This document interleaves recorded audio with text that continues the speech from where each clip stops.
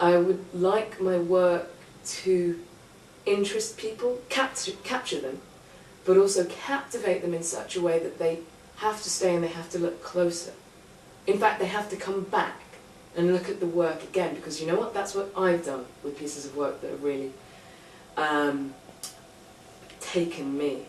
I would actually like to, in my lifetime if possible, be an influence on the contemporary art scene, and if I didn't have that as a wish, aside of any ego, it would be very useless for me to call this my profession. You have to have some sort of grit in that, I believe, anyhow. So, yes, I'd like to make my mark on this thing that we call contemporary painting. In fact, I'd like to discover what this thing that we call contemporary painting is and could be, and I'd like to direct that if I can. In terms of technicality, my abilities with oil paint have vastly improved, notably when I started to paint people. My handling of colour has always been exciting, and I would just say good, to simplify it. But when it comes to painting people, and to get the difference between, let's say with a male model, the stubble emerging from the skin but it hasn't fully grown yet, or the creases around the eyes versus shine on glasses versus shine on eyeballs, different kind of a shine, right? The hair, the texturality of clothing and so forth. A lot of different challenges in there, and to bring them all together in one piece and get everything to work all at the same time, that's been the biggest jump I've made. In my degree, I was viewing a lot of conceptually based art, and it wasn't doing it for me. However, having gone through the education system, I gained a vocabulary and understanding with which to deal with that art, and so I don't think there's really anything now that throws me or I don't like. In fact, it's better when you don't like a piece because it irritates you and you have to find out why. So there's always something to be gleaned from art, especially if you hate a piece of art. That's going to have probably made as profound an impact in you as something that you really liked, I think.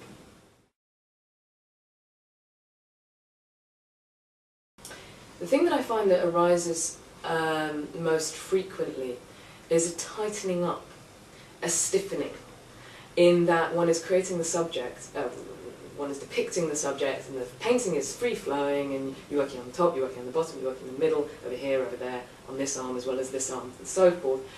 And you get drawn into that elbow, or that knuckle joint, or that eyeball, and you keep working and working and working, and you overwork, and then the painting becomes stiff. In fact, it's something that my students, I teach drawing painting, they often encounter, so it happens to everybody. The way in which one can overcome this this is going to sound funny. You have to force yourself, first of all, to recognise that it's going on, which there's always a constant loop of denial.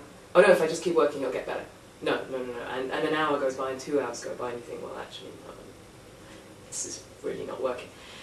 I have to pull myself away from the work.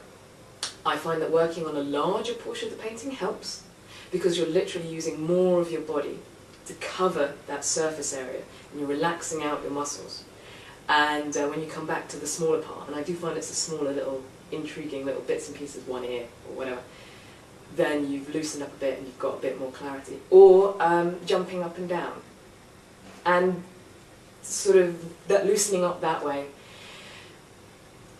Last sort of stop is just sit down and look at images of anything whatsoever, but ideally a photographic magazine for me, or often not even another artist's work, but something that sort of is interesting, is colourful, is exciting visually, but is nothing to do with my painting.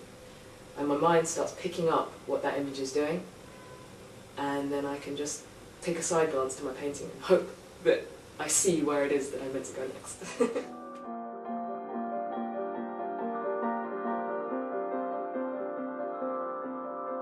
In the course of this campaign for the final defeat of the enemy, you may sustain further loss and damage. Tragic though they may be, they are part of the price of victory. I assure you that I shall do all in my power to mitigate your hardships. I know that I can count on your steadfastness now. no less than in the past.